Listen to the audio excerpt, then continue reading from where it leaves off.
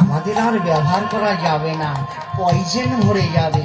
তাহলে এই রূপোর গিলাসটা তো ফেলে দিতে হবে, দেওয়ার দরকার নেই। তাহলে এক কাজ করি, আমার বাড়িতে নারকেলের মালা আছে, দেখেছেন স্ত্রী কাকে বলে? খুব ভালো করে ভাব,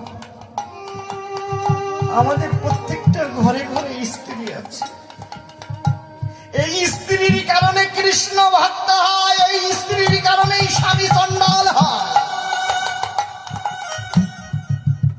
যদি সেই স্ত্রীর মতন স্ত্রী হয়, তাহলে ঘরে ঘরে ভক্ত হয়, ঘরে ঘরে কৃষ্ণ ভক্ত জন্মায়। স্ত্রী 7 প্রকারে।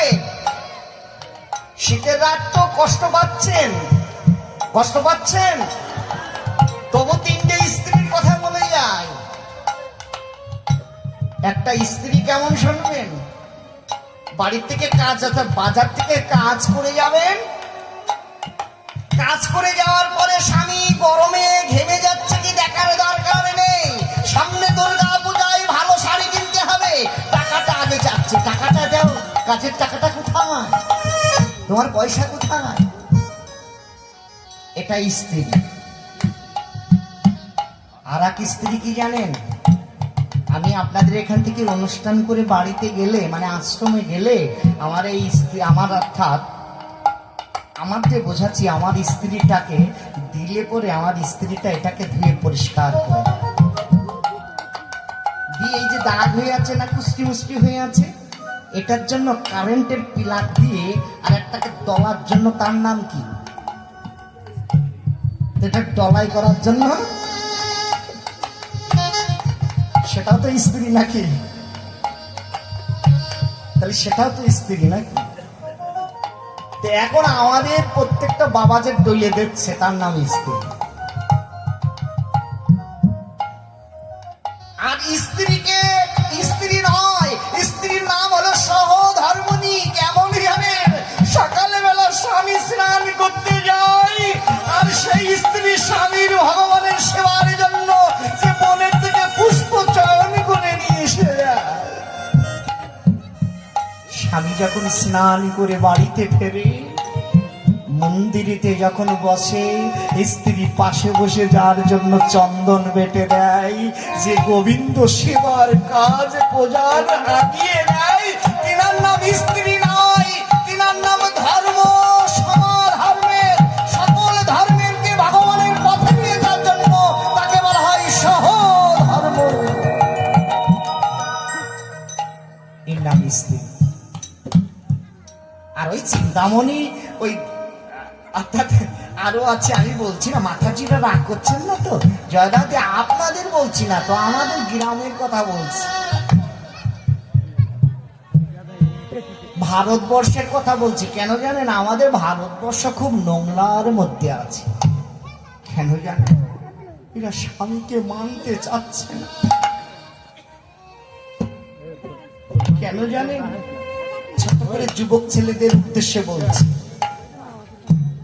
ঈদের বয়স হলো, অর্থাৎ ঈদের বয়স হলো 18 কি 19, স্বামীর গায়ে পোকা, স্বামীর গায়ে রক্ত, স্বামীর গায়ে পুঁজ, তফাৎ থেকে ভাঙা মালাটা নাকে কাপড় দিয়ে ঠিক মালাটা এভাবে দিতে যাচ্ছে।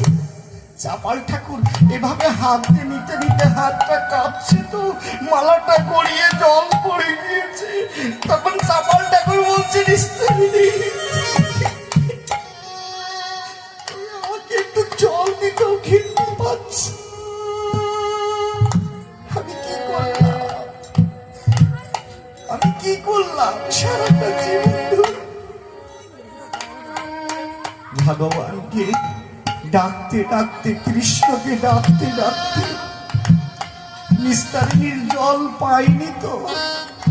চাপাল তখন মুখটা ফেটে যাচ্ছে, রক্ত পুড়ে পুড়ে খাচ্ছে, তো পোকাই ধরে গিয়েছে। আস্তে আস্তে আস্তে চোখটা বুঝিয়ে ঘুমিয়ে আছে। দেখবেন যত ব্যথা হোক, যত কষ্ট হোক, যদি একবার মন ভরে কৃষ্ণ নাম করা যায়, একবার যদি ভগবানের নাম করা যায়, যত ব্যথাই হোক না কেন সেই ব্যথাটা নিবারণ হয়ে যায়। চাপাল ঠাকুর কেমন নিবারণ হয়ে পড়ে আছে। পড়ে যখন থাকে, এদিকে বেলা হয়ে যাচ্ছে। যখন বেলা হয়ে যাচ্ছে, নিস্তারি চিন্তা করলো আনাদিন সকালবেলা উঠেই এই ঘাটের মরা মরও না, যায়ও না, বাঁচো না। আনাদিন তো আমার নাম ধরে ডাকে, আজ তো ডাকছে না। ঠিক নাকে কাপড় দিয়ে হকি মেরে দেখে চাপাল ঠাকুর ঠিক নয়নটা মেলিয়ে চোখ দিয়ে অঝরে জল ধরে যাচ্ছে। মনে মনে স্ত্রী ভাবলো, মনে হয় আমার স্বামী এহলোক থেকে পরলোক গমন করেছে। যাক, আমি বেঁচে গেলাম। এই অধগত তো ছাপ করা লাগে না, বেঁচে গেলাম।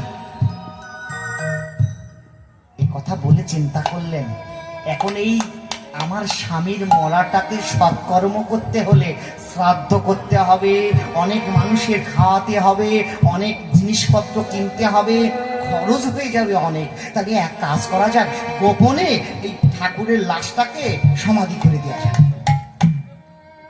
নিস্তারিণী আমার নবদ্বীপে পোড়ামাতলা শ্মশান। ওই শ্মশানে মহাপ্রভুর আমলে মানুষকে পোড়াতো, মানুষকে সমাধি দিত। তার নাম ছিল হরিয়া আর কালুয়া। এই হরিয়া আর কালুকে ডাকছে, হরিয়া, কালুয়া, আছিস? শ্মশানে আছিস? হ্যাঁ আছি। কে গো? কে আমাকে ডাকছো? কে? বলছে আমি তোদের গুরুমা। কে? ও ঠাকুরমা, ঠাকুরানী, মা আমার, মা এসেছো? মা কি মনে করে এই ভোর বেলা এত সকালে শ্মশানে? হরিয়ার কালুয়া যখন বললেন নিস্তারিণীর কাছে, নিস্তারিণী বললেন, বাবা, আমার গোয়ালিতে, আমার গোয়াল ঘরে, আমার গোয়াল। ও মা, এত আমি করছো কেন? তোমার গোয়াল ঘরে কি কুকুর মরেছে? না না বাবা, কুকুর মরেনি। আমার গোয়াল ঘরে, ও মা, গরু মরেছে? না বাবা, গরু মরেনি। তাহলে গোয়াল ঘরে কে মরবে? আমার বাড়ি। ও মা, বুঝেছে, আর বলা লাগবে না। তোমার বাড়ির কাজের লোক মরেছে। ঠিক আছে মা, ওই কাজের লোকটাকে ফেলে দিতে হবে, আমরা যাব। দুই ভাই ওই হরিদা অর্থাৎ চাপাল ঠাকুরের লাশটা কাঁধে নিয়ে ঠিক সীতা সাজিয়েছে।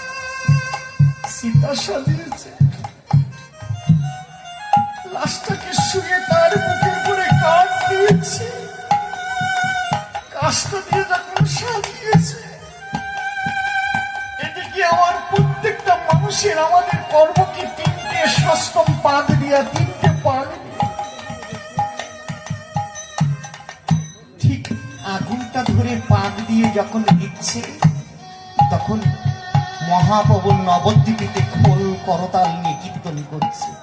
তোমরা নিয়ে তাই বলো ভাই, গৌর বলো ভাই।